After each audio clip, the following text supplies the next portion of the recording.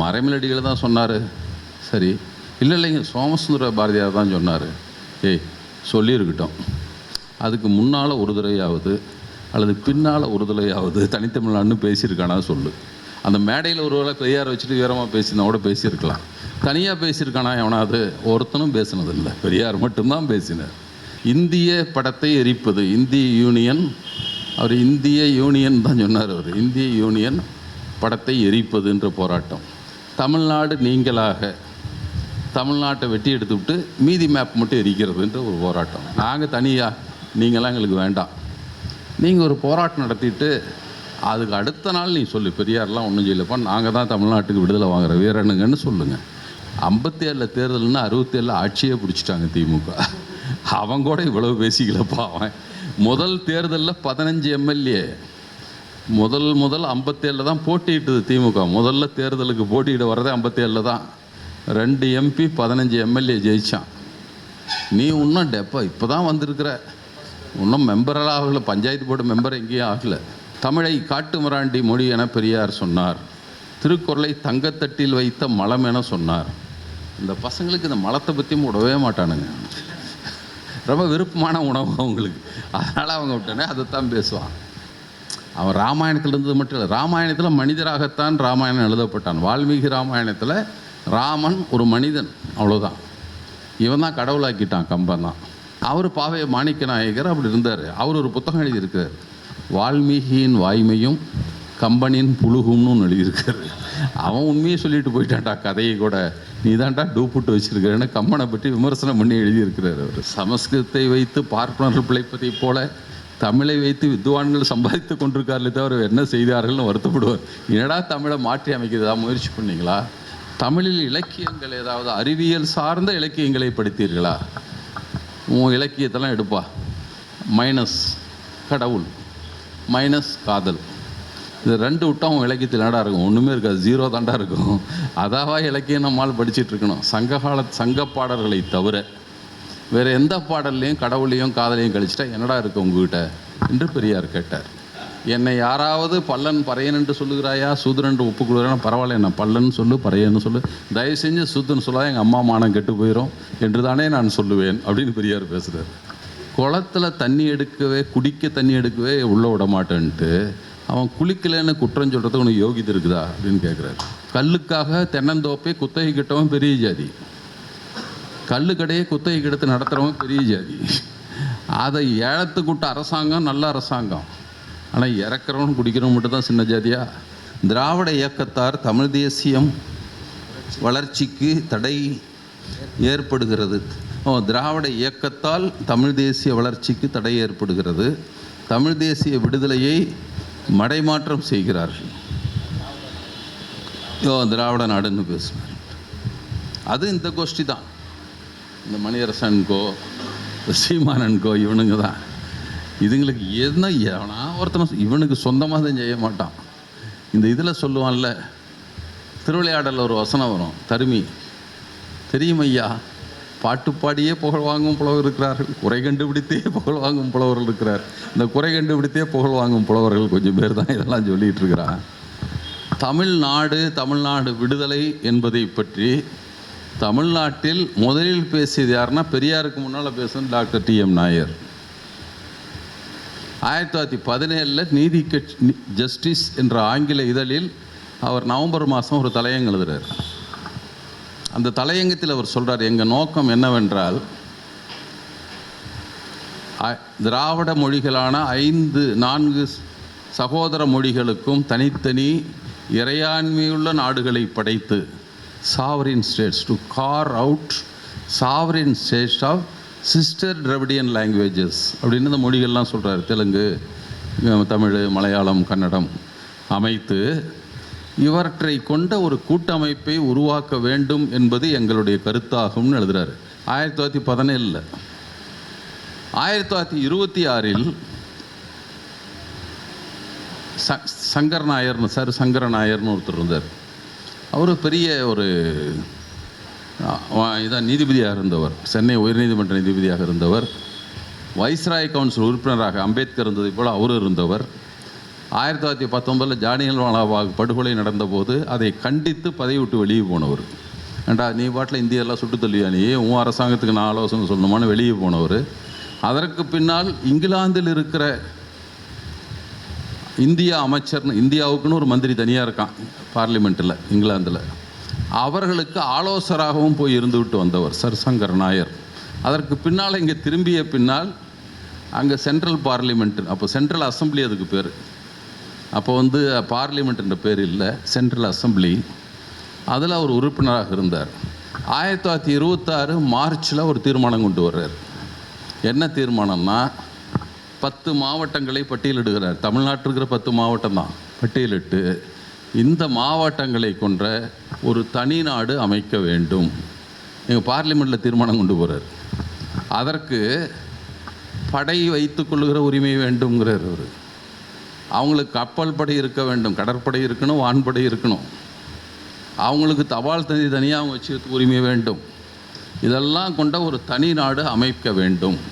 அது குறித்த இதை நம்ம இங்கிலாந்து அரசாங்கம், பிரிட்டிஷ் அரசாங்கம் அதை பற்றி பரிசீலித்து அவளை தனியாக பிரித்து விட்ருப்பா, அவங்கெல்லாம் உங்களோடலாம் இருக்க முடியாது என்ற தீர்மானத்தை கொண்டு வந்தார். அதுக்கு யார் ஆதரவுன்னா அங்கே யார் நம்ம ஆளுங்க அவர் தான், ஒருத்தன் மலேசியா. அப்போ மலேசியா நம்மோடு இருந்தது, இந்தியாவோடு இருந்தது மலேசியா. மலேசியா இருந்தது, இலங்கை இருந்தது, இப்போ இருக்கிற பாகிஸ்தான் இருந்தது, இதெல்லாம் இப்போ இருந்தது இந்தியாவில் தான் இருந்தது. எல்லாம் ஒன்றா பிரிஞ்சு போனாங்க. 1932 தான் மலேசியா பிரிஞ்சு போச்சு. அப்போ மலேசியாவில் தேசிய ஆச்சாரியன்னு ஒரு மெம்பர், அங்கிருந்து தேர்ந்தெடுக்கப்பட்ட உறுப்பினர், அவர் இதற்கு ஆதரவு தெரிவிக்கிறார். இது குறித்த விவாதம் நடந்தது. நான் இன்னும் அதுக்கு உருப்படியாக வரலன்னு வச்சுக்கங்க. ஆனால் இதை பற்றிய சிந்தனை இருந்ததுன்னு சொல்கிறேன். இவங்க இன்னும் தமிழ் தேசியத்தை பேசலை. 10 தமிழ் மாவட்டங்களை தனி நாடாக, அவர் மலையாளி, அவர் சொல்கிறார் தமிழ் மாவட்டங்கள் 10 தனிநாடாக பண்ணு, ஏன்னா அவங்கெல்லாம் உங்களோடலாம் சேர்ந்துருக்க முடியாது என்று அவர் தீர்மானத்தை முன்மொழிந்தார். அதற்கு பின்னால் பெரியார் பேசியிருக்கிறார்லாம் வேறு. பெரியார் 38 தமிழ்நாடு தமிழருக்கு என்ற முழக்கத்தை பெரியார்லாம் சொல்லிங்க, மறைமலடிகள் தான் சொன்னார். சரி, இல்லைங்க, சோமசுந்தர பாரதியார் தான் சொன்னார். சொல்லியிருக்கட்டும், அதுக்கு முன்னால் ஒரு தடவையாவது அல்லது பின்னால் ஒரு தடவையாவது தனித்தமிழ்நாடுன்னு பேசியிருக்கானா சொல்லு. அந்த மேடையில் ஒரு வேளை பெரியார் வச்சுட்டு வீரமாக பேசினா கூட பேசியிருக்கலாம். தனியாக பேசியிருக்கானா எவனாவது? ஒருத்தனும் பேசினதில்லை, பெரியார் மட்டும்தான் பேசினார், வேறு யாரும் பேசலை. ஆனால் இவங்க சொல்லிக்குவாங்க, கிரெடிட் அவருக்கு போயிடக்கூடாதுப்பா என்பதாக அவர்கள் பேசிக்கொண்டார்கள். ஆனால் 38 மட்டும் இல்லை, 1937 பெரியார் பேசுகிறார். இந்த தமிழ்நாடு எப்படியாவது எந்த சாக்கிலாவது நாம் இந்தியாவிலிருந்து பிரிந்து வந்து விட வேண்டும், இல்லைன்னா நம்மலாம் உருப்படியாக இருக்க முடியாது, நம்ம தனிநாடு அமைத்து கொண்டாலும் நமக்கு வாய்ப்பில்லை என்பதை 37 பேசுகிறார். ஈரோடு கொல்லம்பாளையம் என்ற ஊரில் நடந்த பொதுக்கூட்டத்தில் அதை பேசுகிறாரு பெரியார். அந்த மாதிரிலாம் அவர் அப்போ தான் சொல்கிறாரு, இந்தியா எதிராக இந்தியா சொல்லு.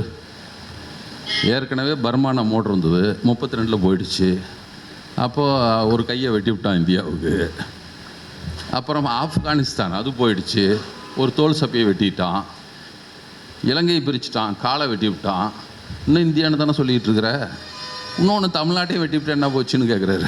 அதையும் வெட்டிட்டு கூட இந்தியான்னு சொல்லிக்கிட்டே இருக்கணும். யார் வேண்டான்னாங்க, ஏன் நாங்கள் தனியாக இருக்கிறோம் என்ற கருத்தை பேசிடுவாராக பெரியார் இருந்திருக்கிறார். எனவே புதுசாக ஒன்றும் இவங்க தமிழ் தேசியவாதிகள் சொல்கிறாங்கல்ல.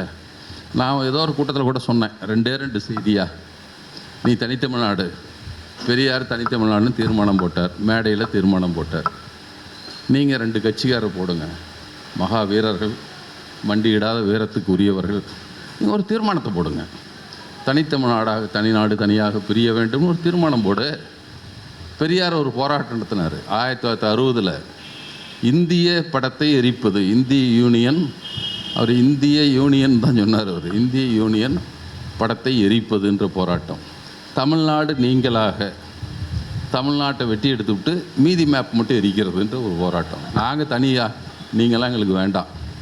நீங்கள் ஒரு போராட்டம் நடத்திட்டு அதுக்கு அடுத்த நாள் நீ சொல்லு, பெரியார்லாம் ஒன்றும் செய்யலப்பா, நாங்கள் தான் தமிழ்நாட்டுக்கு விடுதலை வாங்குற வீரனுங்கன்னு சொல்லுங்கள். ஒரு பயம் ஒன்றையும் பண்ண மாட்டேன். நீயே சும்மா உட்காந்துக்கிட்டு இது வரைக்கும் தமிழ்நாடுன்னு எங்கேயாவது வாயில் சொல்லிருக்காங்களா? கேள்விப்பட்டிருக்கீங்களா? தமிழ் தேசியம், அவ்வளோதான். ஏண்டா தமிழ் தேசியம்னா தமிழ்நாடுன்னா ரெண்டும் ஒன்று தானே, தமிழ்நாடுன்னு சொல்லு. ஏன் தமிழ்நாடுன்னு சொல்ல மாட்டேங்கிறேன்? தனித்தமிழ்நாடு என்ற குரலை எழுப்புங்கள்.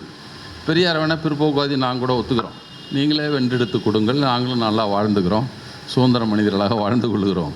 ஆனால் இவன் சும்மா வெட்டி கதை பேசுறது இவனுங்கெல்லாம். இதில் ஏதாவது ஒன்றை அவரால் செய்ய முடியுமான்னு மட்டும் சொல்லுங்கள். நாங்கள் தனி நாடாக பிரிஞ்சு போகிறோன்னு தீர்மானம் போடுறதோ, அல்லது தமிழ்நாடு நீங்களான இந்திய படத்தை எரிப்பதற்கோ, இவர்களுக்கு அப்படி ஒரு போராட்டத்தை நடத்திட்டு இதை பெரியார் நடத்தினார். நீ நடத்திட்டு சொல்லு, பெரியாரை குற்றம் சொல்லு. இதுதான் என்னுடைய பதில்.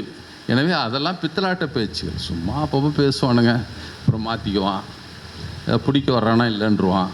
ஏன் ஏதாவது ஒரு போராட்டம் இது வரைக்கும் கேள்விப்பட்டிருக்கோம்? நம்ம கட்சி நடத்துகிறவங்களாம் போராட்டம் நடத்தவே மாட்டானா? கேள்விப்பட்டதே இல்லை இது வரைக்கும். போராட்டம் நடத்தாமே கட்சி நடத்துகிறாங்களாம். 8 வருஷத்தில் மாநில கட்சி அந்தஸ்து பெற்றுவிட்டோம். 57 தேர்தல்னா 67 ஆட்சியே பிடிச்சிட்டாங்க திமுக. அவன் கூட இவ்வளவு பேசிக்கலப்பா. அவன் முதல் தேர்தலில் 15 எம்எல்ஏ முதல் 57 தான் போட்டியிட்டது திமுக. முதல்ல தேர்தலுக்கு போட்டியிட வர்றதே 57 தான். 2 எம்பி 15 எம்எல்ஏ ஜெயிச்சான். நீ இன்னும் இப்போ தான் வந்திருக்கிற, இன்னும் மெம்பரெல்லாம் ஆகலை. பஞ்சாயத்து போர்டு மெம்பர் எங்கேயும் ஆகலை. ஏங்க அதுக்கு ஏங்க போகிறீங்க? பஞ்சாயத்து போர்டுக்கு வர்றேன் நான். வார்டு மெம்பரே ஆகலை. ஆனால் இவன் நாங்கள் பெற்று விட்டோம் வந்து என்ன பண்ணுறது? காங்கிரஸுக்கு இவன் அதிமுகரம் காசு கொடுக்கல, கோவத்தில் இருந்துட்டு அவன் போடுறான், பிஜேபி போடுறான், நாம் தமிழருக்கு போடுறான்ட்டான். கொடுத்துருந்தா அவன் அதிமுக தான் போட்டிருப்பான். அவன் காசு கொடுக்கல, கோவத்தில் போட்டான். அடுத்த தேர்தல் இதே நடக்காது. என்ன நீங்கள் விஜயகாந்தை விட அதிக ஓட்டு வாங்கிட்டீங்களா? என்னானார் விஜயகாந்த் அதுக்கப்புறம்? இதுதான் இப்போ செய்தி. அடுத்தது ஏதாவது சொல்லணும். தமிழை காட்டு மிராண்டி மொழி என பெரியார் சொன்னார். திருக்குறளை தங்கத்தட்டில் வைத்த மலம் என சொன்னார். இந்த பசங்களுக்கு இந்த மலத்தை பற்றியும் விடவே மாட்டானுங்க. ரொம்ப விருப்பமான உணவு அவங்களுக்கு. அதனால் அவங்க விட்டனே அதைத்தான் பேசுவான். பெரியார் சொல்லி இருக்கிறார். திருக்குறளை சொல்ல ராமாயணத்தை சொன்னார். ராமாயணம் சொல்கிறான் இலக்கிய சுவை இருக்கிறதே என்று சொல்லுகிறார்கள். ஆமாம், இலக்கிய சுவை இருக்குது. தங்கத்தட்டில் வைத்து, ஏன்னா இலக்கிய சுவைங்கிறது தங்கத்தட்டு மாதிரி, அதில் வைத்து அவர் பெரியார் சொன்ன வார்த்தை அமேத்தியம் என்று மலம்னு கூட சொல்லவர். அமேத்திய அப்போ அதுக்கு அந்த சொல்லலாம் நமக்கு அப்போ தெரியாது, இப்போல்லாம் தெரியாது. அப்போ அந்த சொல் பயன்பட்டு இருக்கிறது. அமேத்தியத்தை தங்கத்தட்டில் வைத்து கொடுத்தால் சாப்பிட்டு விடுவீர்களான்னு கேட்டார். ஏண்டா நல்லா தான் இருக்குது, உள்ள என்ன விஷயம்? அழகிய பாட்டு தான், நல்ல பாட்டு, நல்ல இலக்கிய சுவையெல்லாம் இருக்குது. ஆனால் உள்ளே நடா இருக்குது அதில் விஷயம், நம்மளை அடிமையாக்குற விஷயம். உண்மையிலே அந்த கதை இந்த அவன் கதை சொல்லிக்கிறாங்க. ஏன்னா ஆராய்ச்சியாளர்களுடைய ஆராய்ச்சி என்னென்னா, விந்திய மலைக்கு தெற்க ராமாயணம் நடந்ததாகவே ராமாயணத்தில் இல்லைன்றது தான் கதை. அதை 2 ஆய்வாளர்கள், டி பரமசிவம் ஐயர், டி அமிர்தலிங்கம் ஐயர், உங்கள் திண்டுக்கல்கார தான், பாலசுப்ரமணியத்திட்ட அப்பா ஒருத்தர் அமிர்தலிங்க ஐயர், சிபிஎம்மில் மாநில செயலாளர் இருந்தார். ஒருத்தர் அவங்க பெரியப்பா, 2 பேரும் ஆய்வு செய்கிறாங்க. அவங்க என்ன சொல்கிறாங்கன்னா, விந்தியத்திற்கு வடக்கே லங்கானா தீவுன்னு அர்த்தம், வேற ஒன்றும் அர்த்தம் இல்லைங்க. லங்கானா தீவு, ஒரு தீவு இருக்கிறது, ஒரு பெரிய ஏரி இருக்குது, ஏரிக்கு நடுவில் ஒரு தீவு இருக்குது. அந்த தீவில் கொண்டு போய் வச்சதாக தான் கதை. பக்கத்தில் மகேந்திர மலை என்ற மலை அங்கே இருக்கிறது, அதுக்கு இப்போ அந்த பேர் தான் இருக்குது என்று ராமாயணத்தில் ஒவ்வொரு பாட்டாக போடுறான். ஏண்டா வடக்கு நோக்கி பாயிற நதி எங்கடா இருக்குது இங்கே தமிழ்நாட்டில்? ராமாயணத்தை இங்கே இவன் கம்பன் இவன் இஷ்டத்துக்கு ஒரு கதை விட்டான். அவன் ராமாயணத்தில் இருந்தது மட்டும் இல்லை, ராமாயணத்தில் மனிதராகத்தான் ராமாயணம் எழுதப்பட்டான். வால்மீகி ராமாயணத்தில் ராமன் ஒரு மனிதன், அவ்வளோதான். இவன் தான் கடவுளாக்கிட்டான், கம்பன் தான். பாவை மாணிக்க நாயக்கர்னு பெரிய ஒரு தமிழ் அறிஞர் இருந்தார். நிறைய தமிழை பற்றி ஒரு என்ஜினியர். மேட்டூர் டேம் கட்டின போது அவர் டிவிஷனல் என்ஜினியர், டிஇ இருந்திருக்கார். அந்த சுண்ணாம்பையும் கலந்து சுருக்கின்னு சொல்கிறோம்ல, இப்போல்லாம் மேலே போட்டதும் சொல்லுவான். அதில் பயிற்சி எடுப்பதற்காக இங்கிலாந்துக்கு நம் நாட்டு அரசால் அனுப்பப்பட்டவர். போய் பயிற்சி எடுத்து தான் டேமுக்கு கட்டுறாரு அவர். ஆனால் அவர் தமிழ் அறிஞரும் கூட. பெரியார் சொல்லுவார், எனக்கு அவர் மேலே நல்ல நண்பதாக இருந்தார். இந்த எழுத்து சீர்திருத்தத்தை பற்றி பேச, ஆமாப்பா ஓமில் இருந்து தான் எல்லா தமிழ் எழுத்தும் வந்ததுன்னாராம். அண்ணோட அவர்கிட்ட பேச விட்டுட்டேன் பாரு பெரியார். அவர் தான் நிறையா திருக்குறளை பற்றி எனக்கு ஏராளம் செய்திகளை சொல்லியிருக்கிறார். எனக்கு திருக்குறளை அறிமுகப்படுத்தியவர் அவர் தான். அங்கெல்லாம் ஜாதியாக நாயக்கர், அவர் நாயக்கர்லாம் கிடையாது, சோழிய வேளாளர் என்ற ஜாதியை சேர்ந்தவர். அங்கே ஒரு பட்ட நாயக்கர்னு போட்டுக்குவான். அவர் பாவை மாணிக்க நாயக்கர் அப்படி இருந்தார். அவர் ஒரு புத்தகம் எழுதியிருக்கிறார், வால்மீகியின் வாய்மையும் கம்பனின் புழுகும்னு எழுதியிருக்காரு. அவன் உண்மையை சொல்லிட்டு போயிட்டான்டா, கதையை கூட நீ தான்டா டூப்புட்டு வச்சுருக்கிறேன்னு கம்பனை பற்றி விமர்சனம் பண்ணி எழுதியிருக்கிறார் அவர். எனவே அதுக்காக அவர் சொன்ன வார்த்தை திருக்குறளுக்கு சொன்னதல்ல, திருக்குறளை பற்றி சொல்லி இருக்கிறார். அவர் வந்து பெண்வெளி சேரல், பெண்களிடம் சார்ந்து நிற்காதே அப்படின்னு சொல்கிறார். அவர் எழுதுகிறார், வள்ளுவர் ஒரு பெண்ணாக இருந்தால் இந்த அதிகாரத்தை எழுதியிருப்பாரா அப்படின்னு பெரியார் கேட்குறாரு. இல்லை, நீ தான் எழுதிவிட்ட, நீ ஆம்பளையாக இருந்து எழுதிட்ட, பொம்பளையாக இருந்து எழுதிடுவியா நீ எதை என்று திருக்குறளை ஆதரிக்கிற போதும் அதை பேசிய ஒரு பெரியார். நான் இந்த கடையில் எல்லா சாமி கிடைக்கும், சூப்பர் மார்க்கெட் எல்லாம் கிடைக்கும்னா இருக்கிறதெல்லாம் வாங்கிக்கன்னு அர்த்தம் இல்லை, எல்லா செய்திகளை பற்றி சொல்லியிருக்கிறார் என்று சொல்லுகிறேன், அவ்வளோதான். அது தமிழ்நாட்டின் பண்பாட்டுக்குரிய செய்திகளை பேசியிருக்கிறார். அவர் காலத்தில் அவ்வளோதான் இருந்திருக்கலாம். 2000 வருஷத்துக்கு முன்னால் வேறு என்ன அந்த சூழலில் அவரால் என்ன சிந்தித்திருக்க முடியும்னு பெரியார் பேசுகிறாரு. அதை சொல்லி அவர் ஆதரிக்கிறார். திருக்குறளுக்காக 2 நாள் மாநாடு நடத்தப்படுகிறது. 1949 ஜனவரியில் பொங்கலை ஒட்டி 2 நாள் மாநாடு, திருக்குறள் மாநாடு. எல்லா தமிழறிஞர்களையும் கூப்பிடுறாரு. அவருக்கு என்னென்னா, கம்பராமாயணம் மகாபாரதம் நம்மளால வெளியே கொண்டு வரணும். இவன் ஏங்க அதை எடுத்து அங்கே என்னங்க வைக்கிறதுன்னு கேட்குறான். பெரியார் அடிக்கடி சொல்லுவார், வீட்டில் அசிங்கர்களை எடுத்து வெளியே போடுறான்னா அந்த இடத்துல என்ன வைக்கலாம், எடுத்து வெளியே போடுறா சுத்தமாயிரும், அதுக்கு என்ன வைக்கலாம்னா இதுதான் நம்ம புத்தியும்பார். அதான் அந்த புத்தி அடிப்படையில் ஏதாவது கேட்பான். கம்பராமாயணமும் மகாபாரதம் வேண்டாம், அதுக்கு பதிலாக திருக்குறளை வைத்து கொள்ளுங்கள், திருக்குறளை படிக்க வையுங்கள், பாடப்புத்தகத்தில் வைங்களாம் தீர்மானம் போட்டாங்க. எளிமையான பாடல்களை தொடக்கப்பள்ளிக்கும், சற்று கடினமான பாடல்களை உயர்நிலைப் பள்ளிக்கும், ஆராய்ந்து பொருள் காணத்தக்க குறள்களை கல்லூரியிலும் பாடமாக வைக்க வேண்டும் அப்படின்னு எழுதினார். அது மனப்பாட பகுதியில் வைக்க வேண்டும்னு எழுதினார் அவர். அப்படி ஒரு தீர்மானத்தை கொண்டு வந்தார். அந்த மாநாட்டில் எல்லா தமிழறிஞர்களையும் அழைத்தார்கள். தமிழ்நாடு எங்கும் திருக்குறள் கழகங்கள் நடந்தன, குறள் அமைப்புகள் இருந்தன. அந்த அமைப்பில் இருந்தாலும் எல்லாத்தையும் கூப்பிட்றாரு, வாங்க எல்லாம் சேர்ந்து ஒரு முடிவு பண்ணுவோம். அதோடு பெரியார் நிற்கவில்லை. திருக்குறளை இவரே அச்சு போட்டு கம்மி விலைக்கு விற்றார், ஊர் ஊராக பரப்புங்கன்னார். ஒரே ஒரு தலைப்பு வந்து கடவுள் வாழ்த்துங்கிறது மட்டும் அதிகார தலைப்பை மாற்றினார். பண்பு சிறப்பு அப்படின்னு அதுக்கு பேர் வச்சார். அதுக்கு இவர் என்ன விளக்கம் சொன்னார்னா, ஏங்க எந்த அதிகாரத்தை நீங்கள் வந்து வாழ்க்கை துணைநலம் அல்லது செய்நன்றி மறவாமை இப்படிலாம் தலைப்பு இருக்குல்ல, எந்த தலைப்பு அதிகார தலைப்பாக இருந்தாலும் அதிகார தலைப்பு கொண்ட ஒரு குறள் இருக்கும், கீழே ஒரு 3 குறளையாவது எழுதியிருப்பார். அந்த வாழ்க்கை துணைலாம் அந்த வரி வந்திருக்கும், செய்நன்றி மறவாமைனா அது வந்திருக்கும், ஏதாவதுன்னா வந்திருக்கும். கீழே எங்கேயாவது கடவுள்ன்ற வார்த்தை வந்திருக்குதா, எப்படா கடவுள் வாழ்த்துன்னு தலைப்பு கொண்டு வந்ததுன்னு பெரியார் எவனோ வச்சுருக்கான், நடுவில் வந்து பூந்துட்டான் என்று பெரியார் சொல்லி அந்த புத்தகங்களை அச்சிட்டு வெளியிட்டார். அதுலேயும் என்ன சிறப்புன்னா, வெளியிட்டு 6 நாளுக்கு வெளியிட்டார். அசல் எவ்வளவோ அவ்வளோ கொடுத்தா போதெல்லாம் படிங்கப்பா திருக்குறளை என்று தான் அவர் சொன்னார். ஆனால் அப்புறம் ஒரு அறிக்கை அடுத்த வாரமே விட்றார். குடியரசர் இதில் இருக்குது, நாங்கள் கணக்கு போட்டு பார்த்தோம், தப்பாக நாங்கள் கணக்கு போட்டோம், அசல் 5 நாள் தான் ஆகுது, நான் 6 நாள்னு விலை போட்டோம். எனவே இதை வாங்குகிற தோழர்கள் கடைக்காரிடம் சொல்லி 5 நாவுக்கு வாங்கி கொள்ளுமாறு கேட்டுக்கொள்கிறோம். முகவர்களுக்கும் சொல்லிக் கொள்கிறோம், நீங்கள் 5 நாவுக்கு உரிய கழிவு போனால் எங்களுக்கு கொடுத்தா போதும், 6 நாவுக்கு விற்காதீங்க. ஏண்டா ஒரு நாள் அதிகமாக வச்சா திருக்குறள் படிக்காமல் போயிடுவானு வருத்தப்பட்ட ஒரு பெரியார். அவர் என்னமோ தமிழை காட்டு மிராண்டி மொழின்னு சொல்லிட்டாராம். தமிழை நிறைய பேர் படிக்கிட்டு எழுத்து சீர்திருத்தம் செய்தவர் பெரியார். அதுக்கு முந்தி கடைசியாக எழுத்து சீர்திருத்தம் பண்ணவர் யார்? வீரமாமுனிவர் தான். அவர் தான் பார்த்தாரு, இந்த கால் துணைக்கால் வாங்குறோமில்ல, அதே தான் ராவுக்கும் அதுதான் இருக்கும். இப்போ கரம்பு நிலம்னு எழுதணும்னா அதை காம்பு நிலம்னு படிக்கலாம், கரம்பு நிலம்னு படிக்கலாம். ஒரு குழப்பம் வந்துடுச்சு. கீழே ஒரு கோடு போடியா, அப்போ தான் ஏன் வித்தியாசம் தெரியும் ரெண்டுக்குன்னு கோடு போட்டவர் அவர் தான். அதுக்கு முந்தியெல்லாம் வந்து ஓ அப்படின்னு எழுத்துருக்கு இல்லையா, அதை ஓன்னு தான் படிக்கணும். மேலே ஒரு புள்ளி வச்சிட்டா தான் குறில் ஓ அப்படின்னு சொல்லலாம். ஒன்றுன்னா ஓ போட்டு மேலே ஒரு புள்ளி வச்சா தான் ஒன்றுன்னு படிப்பான், இல்லைன்னா என்ன முடியும் ஓன்றுன்னு படிச்சிருவான். அவர் அதெல்லாம் குழப்பமாக இருக்கியா, கீழே ஒரு சுழி சுழிச்சு விட்ரு, அப்படியே இருந்தால் ஓ, ஒரு சுழி சுழிச்சா ஓ. இதையெல்லாம் மாற்றியவர் வந்து வீரமாமுனிவர். அவன் எங்கேயோ இருந்து ஆங்கிலேயன் இந்த நாட்டுக்கு வந்து இத்தாலியிலேருந்து இங்கே வந்து, இத்தாலிக்காரன் தானே இருந்தாலும் இங்கே வந்து அவன் தமிழில் எழுத்துப்பாவன் கஷ்டப்படுவாங்கன்ட்டு மாற்றினான். பெரியார் இன்னும் கொஞ்சம் வருத்தப்பட்டார். ஏடா கொம்பு ஒன்று போடுறான் தான் லைங்கிறான், ஏண்டா கைக்கு கொம்பு போட்டு கா போட்டால் கைங்கிறல, அதே போட்டு லா போட்டு லையின்ட்டு போகிறான், அதுக்கு என்ன கொம்புன்னு வைக்கிற நான் அப்படின்னா, காவுக்கு துணைக்கால் போட்டால் கான்னு படிக்கிற, நாவுக்கு துணைக்கால் போட்டு நான்னு படிச்சுட்டு போகிறான், அது என்ன ஒரு சுழி சுழிச்சு விட்ற.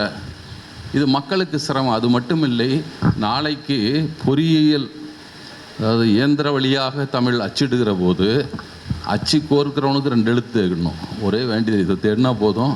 13 பெட்டி என்னமோ மிச்சமாயிரும்னு எழுதியிருப்பார். 17 பெட்டி என்னமோ அந்த கம்பாஸ்டர் பாக்ஸில் வேண்டியதில்லை, 17 பொட்டி வேண்டியதில்லைப்பா, மீதி மட்டும் பண்ணால் போதும். எளிமையாக்குவது, மாணவர்களுக்கு குழப்பம் உண்டாக்குற எழுத்துக்கள், இதனால் தமிழை கற்பது சிரமம் என்று கருதி ஒதுங்கிக் கொள்வார்கள் என்றார். இது என்னடா வம்பா இருக்குது, இதெல்லாம் வேண்டாம், அந்த ஓங்கிறான் காங்க என்னமோ வச்சுருக்கான். ஏதாவது எழுத்து சிறுத்தம் எதுக்கு செய்கிறார்? அந்த நாட்டம் ஒழிக்கணும்னு நினச்சாருன்னா எதுக்கு எழுதுறாரு? இவன் எழுதுனான் துக்ளக் ஷோ, காஃபின்னா கான்னு போட்டு எஃப் போட்டு மேலே கொம்பு போட்டான். அப்போ தான் காஃபின்னு படிப்பானா. ஏன்டா காப்பின்னு படித்தா குடிக்க முடியாதா? அவன் காஃபி அப்படின்னு படிக்கணும்னா. அப்படியெல்லாம் எழுதியெல்லாம் அப்படி குலைச்சோம்லாம் இல்லை பெரியார். இருக்கிற எழுத்துக்களை மாற்றத்தை கொண்டு வந்தார், அதை திருத்தினார். இப்போ அரசுகளை ஏற்றுக்கொண்டு விட்டன, உலகில் உள்ள எல்லா அரசுகளையும் ஏற்றுக்கொண்டு விட்டன. பெரிய இவ மட்டும் இல்லை, அடுத்து ஈழத்தில் வந்து புலிகளை ஏற்றுக்கொண்டார்கள், மலேசியா ஏற்றுக்கொண்டது, உலக நாடுகள் எல்லாமே அந்த எழுத்தை இப்போ ஏற்றுக்கிட்டான். அந்த சீர்திருத்தத்தை செய்கிற சிந்தை எந்த புலவனுக்கு வந்ததுங்கிற. புலவன்லாம் இருக்கலாம், தமிழை வச்சு பிழைக்கிறான்ல. பெரியார் சொல்லுவார், சமஸ்கிருதத்தை வைத்து பார்ப்பனர்கள் பிழைப்பதை போல தமிழை வைத்து வித்வான்கள் சம்பாதித்து கொண்டிருக்கார்களே தவிர என்ன செய்தார்கள்னு வருத்தப்படுவார். என்னடா தமிழை மாற்றி அமைக்கிறதா முயற்சி பண்ணீங்களா? தமிழில் இலக்கியங்கள் ஏதாவது அறிவியல் சார்ந்த இலக்கியங்களை படித்தீர்களா? உன் இலக்கியத்தெல்லாம் எடுப்பா, மைனஸ் கடவுள், மைனஸ் காதல், இது 2 விட்டா உன் இலக்கியத்தில் என்னடா இருக்கும்? ஒன்றுமே இருக்காது, 0 தாண்டா இருக்கும். அதாவா இலக்கியம் நம்மால் படிச்சுட்டு இருக்கணும். சங்க பாடல்களை தவிர வேறு எந்த பாடல்லையும் கடவுளையும் காதலையும் கழிச்சிட்டா என்னடா இருக்கு உங்ககிட்ட என்று பெரியார் கேட்டார். அதை எழுதி கொண்டு வந்தால் உங்களுக்கு பரிசளிக்கிறேன்னு பெரியார் அறிவிச்சார். சமூக முன்னேற்றத்திற்கான பாடல்களையோ புத்தகங்களையோ அல்லது அறிவியல் சார்ந்த தமிழ் நூல்களையோ எழுதினால் அந்த ஆசிரியர்களுக்கு நான் பரிசளிப்பதோடு அச்சிட்ட புத்தகங்கள் 200 புத்தகம் இலவசமாக கொடுப்பேன்னு அறிவித்தார். ஒருத்தன் கூட எழுதலை. அவன் திருக்குறளுக்கு 137வது உரை எழுதிட்டு இருந்தான், கம்பராமாயணத்துக்கு 46வது உரை எழுதிட்டு இருந்தானே தவிர இதில் எவனும் ஒன்றும் பண்ணல, புலவன் எவனும் பண்ணல. அதை சிந்தித்த பெரியார் தான் தமிழை காட்டு மிராண்டி மொழியிட்டார். இப்போது வீட்டுக்கு போகிறோம், பையன் அது இதுவும் பண்ணிகிட்ருப்பான். ஏய் நாசமாக போயிடுடா நீ அப்படின்னா என்ன அர்த்தம்? பையன் நாசமாக போக வேண்டும் என்று தந்தை விரும்பினார்னு அர்த்தம், நாசமாக போயிடாதான்னு சொன்னார்னு அர்த்தம். தருதலையாக போயிடுவார், தருதலைன்னு அர்த்தம். இதை அதை வேடிக்கையாக சொல்லுவாங்க. பூனைக்குட்டியை பூனை கவுவதற்கும் அதை இன்னொரு மிருகம் கொள்வது, நாய் பிடிக்கிறதுக்கும் வித்தியாசம் இருக்குது. இது கவுவது வந்து காயம்படாமல் தூக்கிட்டு போய் ஒரு இடத்துல வச்சிரும் பூனை தன்னுடைய குட்டியை. மற்ற மிருகங்கள் நாய் பிடிச்சுன்னா கிழிச்செறிஞ்சிடும். பெரியார் பூனைக்குட்டி போல வந்து கவி கொண்டு போனாரே தவிர கிழிச்செறிகிற நாய் மாதிரிலாம் அவர் கிடைக்கல. தமிழை மாற்ற வேண்டும். பையன் நல்லா வரணும், தருதலை நாயேன்னு பேசுகிறாரு. டே நீ நாசமாக போயிடும்னா நான் நாசமாக போகக்கூடாதுன்னு தான் சொல்கிறாரு. இது தந்தையின் சீற்றமே தவிர எதிரியின் கோபம் அல்லது. ஒரு தந்தைக்கு வந்த கோபம், டே என்னடா இருக்கிறீங்க நீங்கள், நம்ம இப்படி உலகம் எவ்வளோ மாறிட்டு இன்னும் அந்த காட்டு மிராண்டி பசங்களாகவே இருக்கிறீங்களாடா இன்னும், இதுதான் அவர் சொன்னது. நீ காட்டு மிராண்டி இருக்காதே என்பதற்காக சொன்னது. எனவே அதைத்தான் நம்மால் தமிழை காட்டு மிராண்டி, ரொம்ப தமிழ் மேலே பற்றுள்ளவனுங்கெல்லாம் நல்லா தமிழை காட்டு மிராண்டி மொழின்னு சொல்லிட்டார் என்பதாக இவர்கள் பேசிக்கின்றார். திருக்குறளுக்கான மாநாடுகளில் எல்லா நிகழ்ச்சிகளிலும் திருக்குறளுக்கு முக்கியத்துவம் கொடுத்து அது குறித்து பரப்புவது என்பது, திருக்குறளை பரப்புவது என்ற நோக்கத்துக்கு இந்த நூல்களை மறக்கடிக்க வேண்டும் என்பதற்காக செஞ்சார். நம்மால் இதையும் படிச்சுட்டு அதையும் படிப்பான். கதை சொல்லுவாங்க, சிகரெட் குடிச்சிட்டு இருப்பானா, ஒன்றும் இல்லைப்பா பெப்பர்மெண்ட்டு போட்டுக்கப்பா சிகரெட்டு போயிடும், அப்புறம் பெப்பர்மெண்ட்டு போட்டு சிகரெட் அடித்தா நல்லா இருக்கும் போனால். அது மாதிரி இவன் டேய் மகாபாரத ராமாயணத்தை விட்டது புகழ படினா இதையும் படிக்கிறாங்க அதையும் படிக்கிறாங்க, ரெண்டையும் படிச்சுட்டு இருக்கேன், நம்மால் படிச்சுட்டு இருக்கிறான். இப்படித்தான் இந்த சூழல் போய்கொண்டிருக்கிறது. எனவே அவர் தமிழை காட்டு மிராண்டி மொழி என்று சொன்னதில் தமிழ் அறிவியல் மொழியாக மலர வேண்டும் என்ற ஆர்வம் தான் அதில் தங்கியிருக்கிறதே தவிர கோபம் இல்லை அப்படின்லாம் நான் சொல்ல வந்த செய்தி. முடிச்சுக்கலாம். வேறு ஏதாவது இருக்குதா? பட்டியலின மக்களுக்கு நேரடி எதிரியாக சாதி இந்துக்கள் தான் இருக்கிறார்கள். எனவே தலித் அல்லாதவர் என்று தானே பிரிக்க வேண்டும். மாறாக பார்ப்பனலாதார் என்று மட்டும் தொடர்ந்து பேசி வருவது ஏன் என்ற ஒரு கேள்வி எழுப்பப்படுகிறது. பெரியாருடைய சொற்பொழிவுகளை படித்தா தான் புரியும்.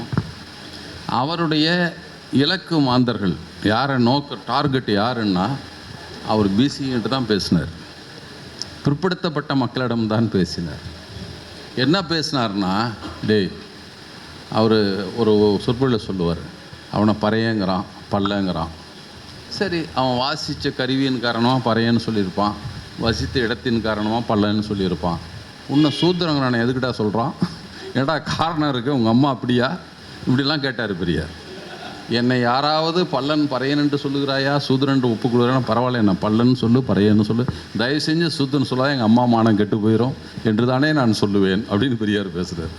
அவங்ககிட்ட கேட்குறப்போ, காங்கிரஸ்காரராக இருந்தபோது 1925 ஜூன் மாதம் ஒரு மாநாடு காரைக்குடியில் நடக்குது, மதுரை மாவட்ட காங்கிரஸ் மாநாடு. அது காரைக்குடிக்கு பக்கத்தில் இருக்க பள்ளத்தூரில் நடக்குது அந்த மாநாடு. இந்த மாநாட்டுக்கு ஒரு தமிழ்நாடு காங்கிரஸ் கமிட்டி பொதுச் செயலர் பெரியார், அதனால் ஒரு தலைமை தாங்கிறதுக்கு ஒரு போயிருக்கிறார்.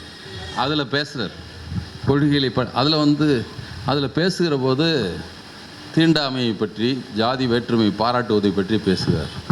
ஏன்டா நீ அவங்கள ஒதுக்கி வைத்து கொண்டு இருக்கிறீர்கள்? நீங்கள் நாட்டுக்கு விடுதலை வாங்குறான், மனுஷனுக்கு வேண்டாமா? மண்ணுக்கு மட்டும் விடுதலை வந்தால் போதும், மனிதனுக்கு விடுதலை வேண்டாமா? எப்போதாவது சிந்தித்து இருக்கிறீர்களா? தீண்டாமையை பற்றி கவலைப்பட்டிருக்கிறீர்களா? இல்லைங்க, அது காரணம் இருக்குன்னு பல பேர் சொல்லி திரிகிறார்கள். அவர் சொல்கிறார், அவன் குளிக்கிறதுல அழுக்காகவே இருக்கிறான்.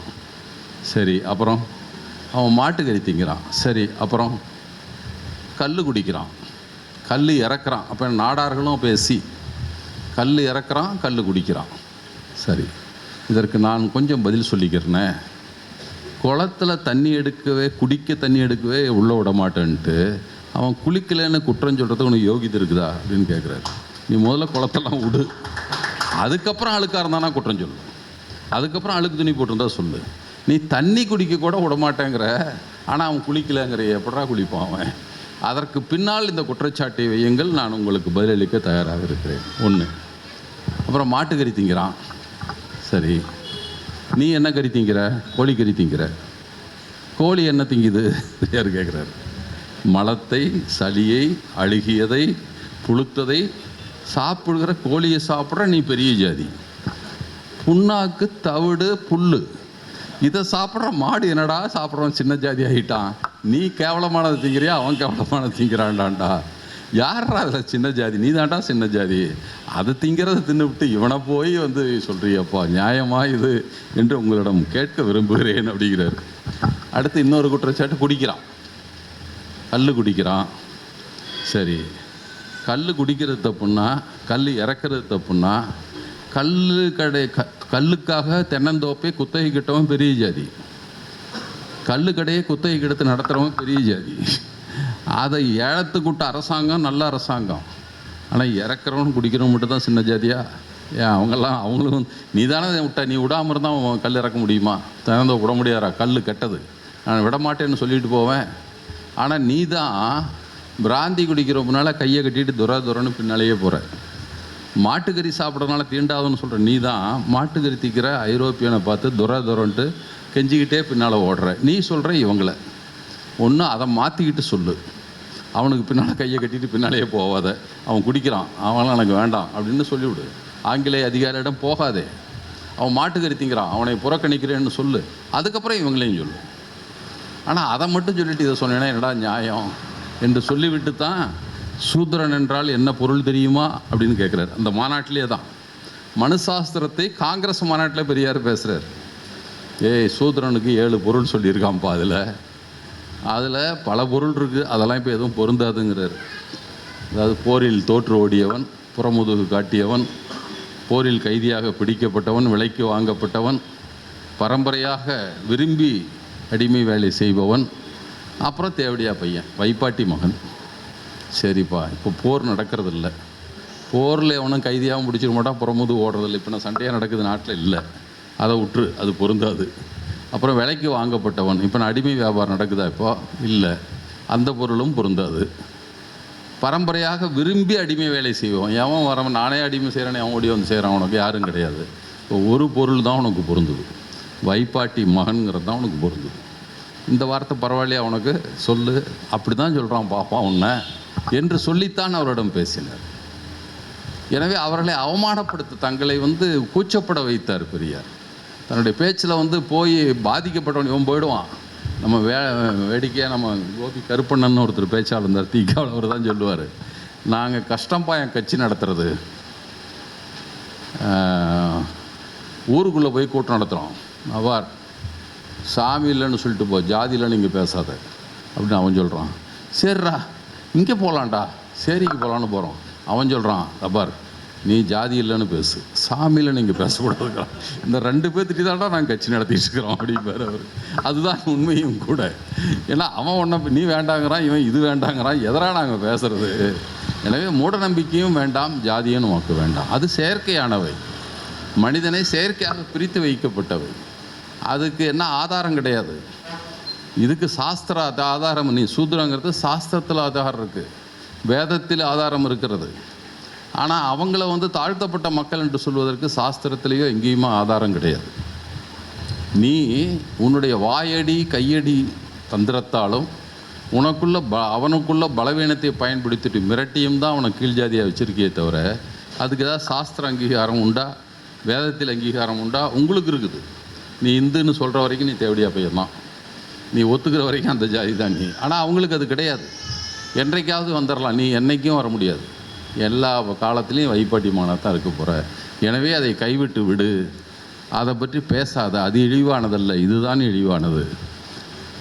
ஒரு சிரா வயல்னு ஒரு இடத்துல தனி கிணறு வெட்டுதல்னு சொல்கிறாங்க. அதை ஏறக்குறைய பெரியார் அம்பேத்கரும் ஒரு காலகட்டத்தில் 2ஐயும் விடுறாங்க. அம்பேத்கரும் ஒரு போராட்டம் நடத்தினார். காளாராம் கோயில் எப்படி இவனை குழந்தை ராமன் சொல்கிற மாதிரி அவன் கருப்பு ராமன், காளானா கருப்புன்னு தான் அர்த்தம். கருப்பு ராமன் கோயில்னு ஒன்று இருக்குது. அந்த கோயில் நுழைவு போராட்டத்துக்காக சத்தியாகிரகம் போராட்டங்கள் மாதக்கணக்காக நடந்தது. அம்பேத்கர் நடத்தினார். எங்களுக்கு ஏன்டா வழிபடுற உரிமை இல்லை, எங்கள் சாமி தான் அது, எங்களை இந்துன்னு தான் நான் சொல்கிறேன், நான் கோயிலுக்குள்ளே போவோன்னு போராட்டம் நடத்துகிறாங்க. ஒரு கட்டத்திற்கு பின்னால் சொல்கிறார், இனிமேல் கோயில் நுழைவு போராட்டம் வேண்டாம், இந்த மதம் நமக்கு வேண்டாம், வா வெளியே என்று பேச தொடங்கினார். பெரியாரும் அதே போல் தான் கோயில் நுழைவு போராட்டத்தை நிறுத்தி கொண்டார். அவரும் ஒரு கட்டத்தில் நிறுத்திக்கணும், வேணாம்ப்பா இந்த வேலையே நமக்கு வேண்டாம், அடுத்து வேறு வேலை இருக்குது, அதை பார்த்துட்டு போகலாம், இதாக நமக்கு முக்கியம் என்பதாக பெரியாரும் சொன்னார். அந்த இடத்துல ஒரு செய்தியை சொல்ல வேண்டும். ஏதோ பேசிட்டு அங்கே போயிட்டோம். கோயில் நுழைவு போராட்டங்களை பற்றி பேசிக்கொண்டு இருக்கிறோம். அந்த சமயத்தில் காங்கிரஸிலிருந்து தீண்டாமை விளக்கு நிதி என்று திரட்டுகிறார்கள் பணம்.